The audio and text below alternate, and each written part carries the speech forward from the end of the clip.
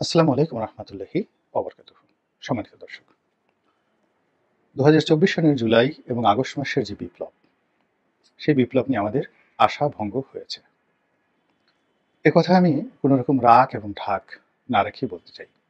Number one. Number two হলো, এই বিপ্লবের ফলে যে পরিবর্তনগুলো অনিবার্য হয়ে পড়েছিল, যে স্বপ্নগুলো আমাদেরকে একেবারে উদ্বেলিত করেছিল, এবং আমরা রাষ্ট্রের অনেকগুলো বিষয় নতুন করে শুরু করতে চেয়েছিলাম, সেটা সংস্কার হোক, সংবিধান কিংবা নির্বাচন কিংবা আমলাতন্ত্র। আমরা আশা করেছিলাম যে এই বাংলায় আর কোনো চাঁদাবাজ আসবে না, আর কোনো জুলুমবাজ তৈরি হবে না। আমরা রাজনীতির নামে অপরাজনীতি, অপসংস্কৃতি দেখব না। আমরা ঘুষ এবং দুর্নীতি দেখব না। এরকম স্বপ্ন ভীষণ রকমভাবে আমাদেরকে উদ্বেলিত করেছিল।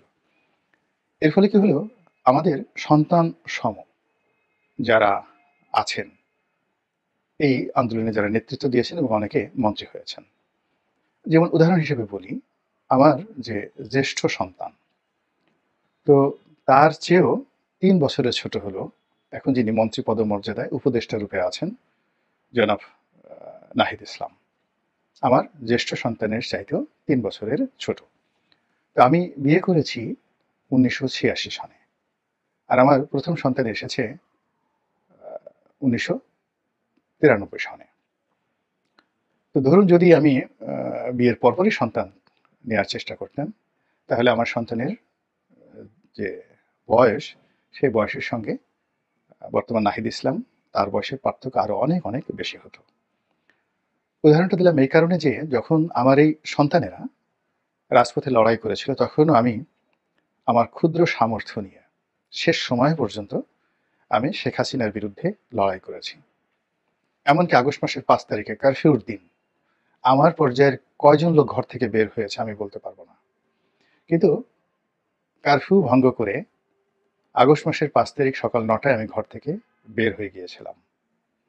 এবং এই অফিসে বসে যে ভিডিও করছি, এখানে বসেই আমি শেখ হাসিনার পালিয়ে যাওয়ার অন্তত ১.৫ ঘন্টা আগে আপনাদেরকে বলেছিলাম যে তিনি পালিয়ে যাচ্ছেন, তিনি পদত্যাগ করছেন।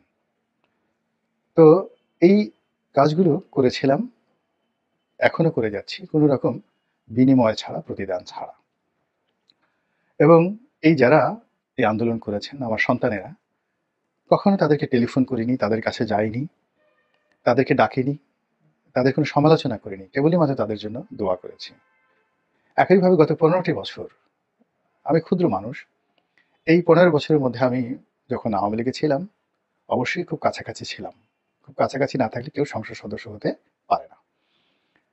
তো সেই কাছাকাছি থেকেও বেগম খালেদা জিয়া কিংবা জনাব তারেক রহমান, তাদের পক্ষে যে সকল কথা বলেছি, কোনো নির্বোধ আর বেকুব ছাড়া এই ধরনের কথা বলে না।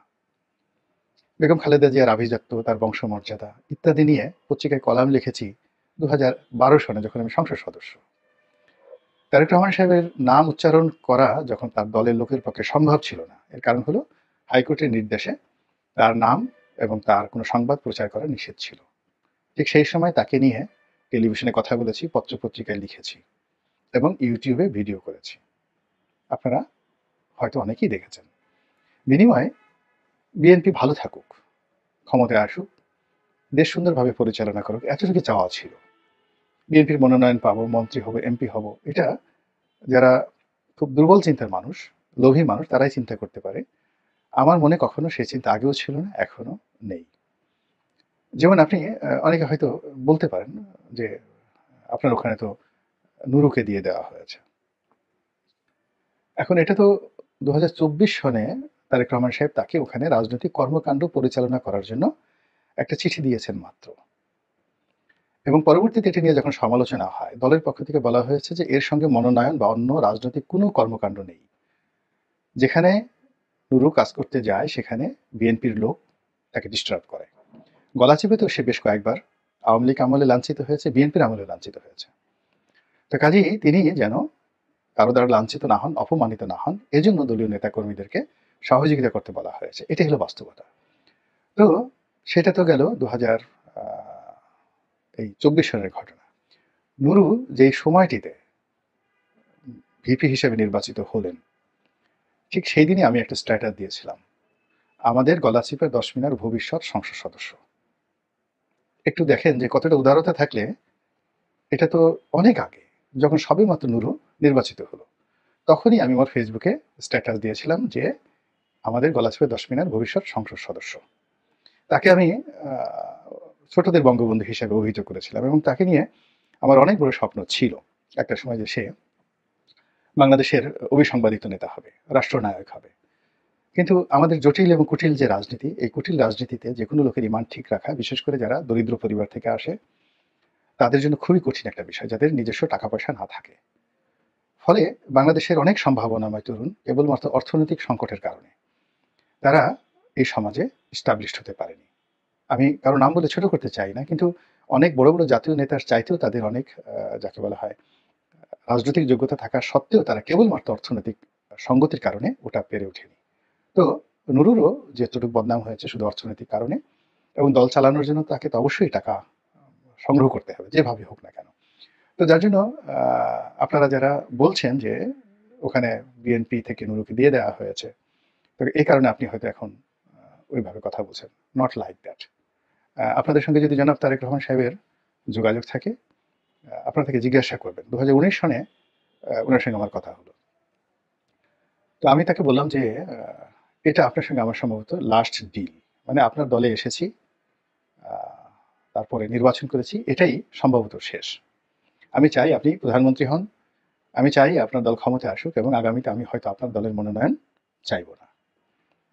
তো তিনি বললেন যে তাহলে আপনি আসলেন কেন এই দলে?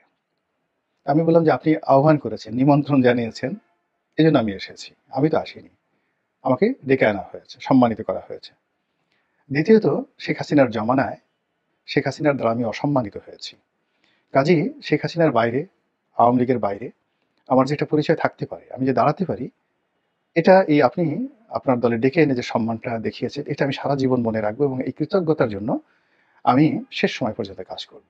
এবং তাকে বলেছিলাম যে আপনার সাথে আমার দুটো বিষয় কাজ হবে। একটা হলো এই সময়টিতে কেবলমাত্র শেখ হাসিনার যে বিদায় নেওয়া, এটাই হলো মূল কাজ। আর তার বিদায় নেওয়াটা শেষ হলে বিএনপির ইমেজ তৈরি করা, এবং প্রধানমন্ত্রী, আগামী দিনের প্রধানমন্ত্রী হিসেবে আপনার ইমেজ তৈরি করার জন্য যদি কখনো আমার সাহায্য লাগে, সহযোগিতা লাগে, আমি সেই কাজটি করব। এতটুকু তার সঙ্গে আমার কথা। সেটা 2019 সনে জানুয়ারি ফেব্রুয়ারি মাসে প্রায় 2 থেকে 2.5 ঘন্টা সেই বিএনপির কেন্দ্রীয় অফিসে আমি কথাগুলো বলেছি। ফলে অনেকে হয়তো যারা মনে করেন যে একটা নমিনেশনের জন্য মানুষ জীবন দিয়ে দেয়, ক্ষমতার জন্য মানুষ অনেক কিছু করে, লোভ করে, লালসা করে, তো ওই বিষয়গুলো অনেককে তাড়িত না করলেও, মানে অনেককে তাড়িত করলেও আলহামদুলিল্লাহ আমাকে কখনো তাড়িত করেনি। আপনি চিন্তা করেন, আমি সিটিং এমপি, আমি কি এত বেকুব? আমার লেখাপড়া দেখে কি মনে হয়? আমার সফলতা দেখে, আমার ব্যবসা বাণিজ্য দেখে, আমার বাড়ি গাড়ি পরিবার দেখে আমাকে কি খুব নির্বোধ মনে হয়? যাদের মনে হয় তাদের কথা আলাদা। কিন্তু তখন আমি কেন বলতে যাব যে এই কাদের মোল্লা সেই কাদের মোল্লা নয়? কেন আমি দেলোয়ার হোসেন সাঈদীকে নিয়ে তার পক্ষে লিখতে যাব? আওয়ামী লীগের সিটিং এমপি হিসেবে যে তার প্রতি অন্যায় করা হচ্ছে 2012 সনে, 11 সনে। আমি তো সেই গণজাগরণ মঞ্চ 2000 সেই যখন হলো তখন থেকে আমি বলছি যে এই গণজাগরণ মঞ্চ টিকবে না। যে সকল ছেলেরা এখানে বড় বড় মন্ত্রী এমপিদেরকে বোতল মারছে, তারা এই সকল, তাদের বাবা মাও এই সকল মন্ত্রীদের সামনে বসার যোগ্যতা নেই। কাজেই এই অহংকারী উদ্যত তরুণ সম্প্রদায় যারা আন্দোলনের নামে এখন অনেক কিছু করছে, এরা শেষ পর্যন্ত টিকবে না। তো এই বাংলার ছোট একটা ইতিহাস, আমার ছোট্ট একটা জীবন, এই ছোট্ট একটা জীবনে আমি সবসময় চেষ্টা করেছি যে মানুষের জন্য কিছু করার জন্য, ব্যতিক্রম কিছু করার জন্য, নিজস্ব সেই লাভ লস সবকিছুর ঊর্ধ্বে উঠে। তো সেই দিক থেকে যখন এই বিপ্লব হলো, সেই বিপ্লবের কারণে অন্তরের অন্তঃস্থল থেকে আমি ভীষণ রকম মানে আনন্দিত হয়েছে, আনন্দ উদ্বেলিত হয়েছে। আমার সারা শরীর 6 তারিখ, আগস্ট মাসের 6 তারিখে ছেড়ে দিয়েছে। আমার কাছে মনে হয়েছিল আজ আমি সারাদিন শুধু ঘুমাবো। কিন্তু আমি ঘুমাতে পারিনি, আমি ঘুরে বেরিয়েছি, একা ঘুরে বেরিয়েছি। আমি কোনো সভা সমাবেশে যাইনি। আগস্ট মাসের 5 তারিখের গভীর রাতে যখন আমি বের হলাম, আমি জানি যে আমাকে পেলে সবাই মাথায় করে নাচবে। তারপর আমি সেই রাত্রি 10টার সময় বের হলাম। অফিস থেকে হেঁটে, হেঁটে আমি বাসায় যাই। বাসায় যেতে, যেতে আমার ৩ থেকে ৪ ঘন্টা সময় লেগেছে। এই ছবি তুলে, লাফালাফি করে, "রনি ভাই এটা।" অদৃশ্য আপনাকে বোঝাতে পারব না। কিন্তু ওই ক্রেডিট নেওয়ার জন্য আমি ডক্টর ইউনূসের সাথে টেলিফোন করিনি। ডক্টর মোহাম্মদ ইউনূস সেই ২০০৯ সন থেকে তার সঙ্গে আমার যে সম্পর্ক, উনি যখনই প্রয়োজন হয়েছেন উনি টেলিফোন করেছেন। একটা দিন জীবনে উনাকে কখনো টেলিফোন করিনি। এখনো করিনি। তো উনাকে আমি টেলিফোন করিনি। উনাকে রিসিভ করার জন্য আমার এয়ারপোর্টে যাওয়ার প্রয়োজন হয়নি, বা উনার মন্ত্রী পরিষদে বা উনার উপদেষ্টা পরিষদে অংশগ্রহণ করা, বা গণভবনে যাওয়া, বঙ্গভবনে যাওয়া, এসব জিনিসগুলো আমি সবসময় অ্যাভয়েড করেছি। অ্যাভয়েড করেছি শেখ হাসিনার জামানাতে। আমার সাথে শেখ হাসিনার কোনো ছবিই নেই। রাষ্ট্রপতিদের সাথে ছবি নেই। আমি একবার সম্ভবত বঙ্গভবনে গিয়েছি জীবনে। এবং আপনারা তো জানেন যে বঙ্গভবনে একজন সংসদ সদস্য হিসেবে তার পাশ লাগে না, অবারিত। এবং ওখানে যারা ছিলেন, জিল্লুর চাচা ছিলেন, তারপরে আব্দুল হামিদ সাহেব ছিলেন, এদের সাথে আমার ব্যক্তিগত সম্পর্ক মানে আপনারা কল্পনাই করতে পারবেন না। সেই সম্পর্ক নিয়ে আমি কখনোই যাইনি, গণভবনে কখনো যাইনি। একবার দুইবার উনি ডেকেছিলেন, তখনই গিয়েছি, তাছাড়া যাইনি। তো আমি আমার মতো করে আমি আমার একটা জীবনযাপন করছি। ফলে এই বিপ্লবের কোনো সুফল ব্যক্তিগতভাবে নেয়ার কোনো স্বপ্ন আমার ছিল না। আমার ছিল যে জাতিটা উন্নয়ন হোক। এখন সেই স্বপ্নটা ভেঙে গেছে। সেই স্বপ্নটা ভেঙে গেছে এবং যারা এই স্বপ্নের মধ্যে, আমরা যারা বাইরে আছি, আমাদেরকে হতাশা গ্রাস করেছে। আর যারা মূল পাদপীঠে আছেন, ডক্টর ইউনূস থেকে শুরু করে এই আসিফ নজরুল সাহেব, তারপর অন্যান্য যারা আছেন, সবাই ভীত সন্ত্রস্ত হয়ে পড়েছেন। তাদের মধ্যে হতাশা, ভয়, আতঙ্ক সবগুলো একসাথে দানা বেঁধেছে এবং তারা অনেকেই ধৈর্য হারিয়ে ফেলেছেন, হৃদম হারিয়ে ফেলেছেন। ফলে এই যে বিপ্লব, এই বিপ্লব যদি ব্যর্থ হয় তাহলে সেখানে কি হতে পারে আমরা জানি না। আমরা যেভাবে জানতাম না শেখ হাসিনার কবে পতন হবে, এর কারণ হলো তিনি এতটা শক্তিশালী হয়েছেন এবং তিনি এতটা নিজেকে নিয়ে দম্ভ করতেন, এবং তার সংগঠনের যে শক্তিমত্তা এমন একটা পর্যায়ে পৌঁছে গিয়েছিল যে শেখ হাসিনার বাইরে আমরা অন্য কোনো কথা চিন্তা করতে পারিনি। আমরা সবাই চিন্তা করেছি, আল্লাহর রাস্তায় স্মরণ করুন, আমরা সবাই চিন্তা করেছি যে উনি যতদিন জীবিত আছেন ততদিন ক্ষমতার রদবদল হবে না। তিনি যদি কোনো কারণে মরে যান তাহলে হয়তো কিছু একটা হতে পারে। এজন্য আমরা সবাই দোয়া করতাম যে আল্লাহ তুমি তাকে বেহেশত নসিব করো। ঠাট্টা করে অনেকে বলতেন বেহেশত নসিব করতো। আর সাধারণ গরিব মানুষরা ধৈর্য হারিয়ে তাকে অকথ্য এবং অশ্রাব্য ভাষায় গালাগাল দিতেন। তো এটি হলো অতিরিক্ত ঘৃণার কারণে, অতিরিক্ত ভয়ের কারণে। আর ভালোবাসা যখন খুব বেশি হয়ে যায়, আপনার সন্তান যখন খুব বেশি, নবজাতক সন্তান, ফুটফুটে একটা সুন্দর মেয়ে, চাঁদের মতো একটা মেয়ে বা ছেলে হলো, ও কখন পায়খানা করলো, কখন পেশাব করলো, ইউ ডোন্ট কেয়ার। আপনি ওকে নিয়ে নাচতে থাকেন, ওকে চুম্বন করতে থাকেন। তদ্রূপ এই যে বিপ্লবের যারা সৈনিক, তারা সবাই আমাদের অনেকের চোখের মণি, মাথার তাজ। তারা কি অন্যায় করেছে, ভুল করেছে, কেউ কখনো আমরা চিন্তাও করিনি, আমি চিন্তা করিনি কখনো।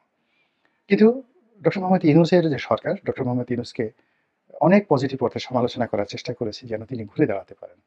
কিন্তু বয়সের কারণে হোক, জিদের কারণে হোক, বা তিনি হয়তো আমাদের কথা শোনেনও না, অথবা আমাদের কথা শোনানোর মতো তার কোনো লোক নেই, অথবা শুনলেও তিনি মনে করেন যে আমি এত বড় সফল মানুষ, রনির কথা আমাকে কেন শুনতে হবে। ফলে কি হলো, তিনি এই জনমতকে প্রাধান্য দিয়ে, সেই জনমতকে প্রাধান্য দিয়ে একটি গুরুত্বপূর্ণ সিদ্ধান্ত নিয়েছেন, এরকম একটা ঘটনা ঘটেনি। এখন এখানে জনমত, দুই ধরনের জনমত আছে। একটা হলো পাবলিক সেন্টিমেন্ট, পাবলিক সেন্টিমেন্ট যেটা public day to day, everyday public action করে এবং রিঅ্যাকশন করে। ওটা কমপ্লাই করার জন্য যে কাজ, এটা রাষ্ট্রের জন্য সুফল বয়ে নিয়ে আসে না। আর পাবলিকের যে জনমত, সেই জনমত ধারণ করে মধ্যবিত্ত শ্রেণীর আচরণ। আর আমাদের মতো যারা সোশ্যাল মিডিয়ার সাথে জড়িত আছি, রাজনীতির সাথে জড়িত আছি, আমাদের কর্মকাণ্ড, কথাবার্তা, এগুলো সবই জনমতের প্রতিফলন। আমরা সবাই মোরালেস, ধরুন আমার এলাকাতে, নির্বাচন এলাকাতে অলমোস্ট ৮ থেকে ৯ লাখ লোক বসবাস করে, শুধু গলাচিপা ১০ মিনিটে। পটুয়াখালীতে আরও কত বেশি লোক, সারা বাংলাদেশের কত মানুষের সঙ্গে আমার সম্পৃক্ততা। আমার ইউটিউব চ্যানেল, আমার ফেসবুক, সব মিলিয়ে আমার লেখালেখি, অন্তত সারা বাংলার ১ কোটি মানুষের সঙ্গে আমার মোরালেস একবারের জন্য হলেও জীবনে কথা হয়েছে, ভাব বিনিময় হয়েছে, অথবা একটা মেসেজ বিনিময় হয়েছে। তো কাজেই এই ১ কোটি মানুষের চিন্তা চেতনা আমাকে প্রভাবিত করে এবং আমাকে প্রলুব্ধ করে, আমাকে রাগান্বিত করে, আমাকে আশান্বিত করে। এবং আমি যে কথাগুলো বলি, এই কথাগুলো শুধু আমার একার কথা নয়, বহু মানুষের কথা। এই বিষয়টি রাষ্ট্র পরিচালনায় যারা আছেন তারা অহংকার বশবর্তী হয়ে অনেকে চিন্তা করেন না, অনেকে বুঝতে পারেন না যে একজন মির্জা ফখরুল সাহেব, তার কথা কেবলমাত্র মির্জা ফখরুলের কথা নয়, কিংবা একজন জামাতের আমির ডক্টর শফিক, তার যে কথা কেবলই মাত্র তার ব্যক্তিগত কথা নয়। এর সঙ্গে বহু মানুষের চিন্তা চেতনা আছে। তো ফলে আমরা সেই বহুদিন ধরে শেখ হাসিনার জমানায় এবং বর্তমান জমানায় কন্টিনিউয়াসলি আমাদের যে বক্তব্য তারা মনে করেছে এটা তাদের ব্যক্তিগত কথা, ব্যক্তিগত লোভ, লালসা, ক্রোধ, কামনা, বাসনা দ্বারা প্রলুব্ধ হয়ে তারা এই কথাগুলো বলেছে। কিন্তু আমাদের সঙ্গে যে জনগণের আশা আকাঙ্ক্ষা থাকতে পারে, দেশপ্রেম থাকতে পারে, ভালোবাসা থাকতে পারে, নিঃস্বার্থপরতা থাকতে পারে, এই জিনিসগুলো তারা কখনো মূল্যায়ন করেননি। ফলে কি হলো? ক্রমশ প্রবল বেগে ঝড়ের গতিতে এই শেখ হাসিনা যেভাবে ব্যর্থতার দিকে এগোচ্ছিলেন, বর্তমান সরকারও ব্যর্থতার দিকে এগিয়ে এমন একটা জায়গাতে আসছেন এখান থেকে আর ইউটার্ন করা সম্ভব নয়। আর যখন ইউটার্ন করা সম্ভব নয় তখন কি হবে? একটা শূন্যতা হবে, সেই শূন্যস্থান পূর্ণ হবে এবং শূন্যস্থান যখন পূর্ণ হয় সেখানে প্রায় বেশিরভাগ ক্ষেত্রেই দুর্ঘটনা ঘটে। ভালোভাবে শূন্যস্থান কখনো পূর্ণ হয় না। কেউ যদি শূন্যস্থান পূর্ণ করে পরিকল্পিতভাবে সেটি এক ধরনের কথা, আর যখন প্রকৃতির নিয়মে শূন্যস্থান পূর্ণ হয়, পদ্মা নদীতে যে ঘোল হয়, অর্থাৎ তীরের এক তীর ভাঙে অন্য তীর গড়ে, স্রোতের মধ্যে যে ঘোল তৈরি হয় ওখানে একটা শূন্যতা কাজ করে। কিংবা ঘূর্ণিঝড়ের মধ্যে যখন শূন্যতা কাজ করে, তো সেভাবে যখন দেখবেন যে সেখানে কিভাবে বাতাসের ঘূর্ণিপাক শুরু হয়ে যায় এবং সেই ঘূর্ণিপাকের মধ্যে পড়লে অনেক কিছু হতে পারে। একটা টিউবওয়েল ৮০০ ফিট ৯০০ ফিটের একটা টিউবওয়েল সেই ঘূর্ণিঝড়ের ঘূর্ণিপাক, সাইক্লোনের ঘূর্ণিপাক উঠিয়ে নিয়ে যায়। কোথায় নিয়ে যায় খোঁজ পাওয়া যায় না। Very dangerous. তো কাজেই প্রকৃতি শূন্যতা সহ্য করে না এবং প্রকৃতি যখন শূন্যতা পূর্ণ করতে যায় সে পূর্ণ কতটা ভয়াবহ হয়। এটি এই যে লস অ্যাঞ্জেলসে হলিউডের যে জায়গাটিতে এখন সেই দাবানল হচ্ছে এবং সেই দাবানলে এ যাবৎকালে না হলেও $150 বিলিয়ন ক্ষয়ক্ষতি হয়েছে। তার মধ্যেই আপনারা অনুমান করার চেষ্টা করুন প্রকৃতির লীলা খেলা কতটা ভয়ঙ্কর হতে পারে। মহান আল্লাহ আমাদের সবাইকে হেদায়েত দান করুন, হেফাজত করুন। আসসালামু আলাইকুম ওয়া রাহমাতুল্লাহি ওয়া বারাকাতুহু।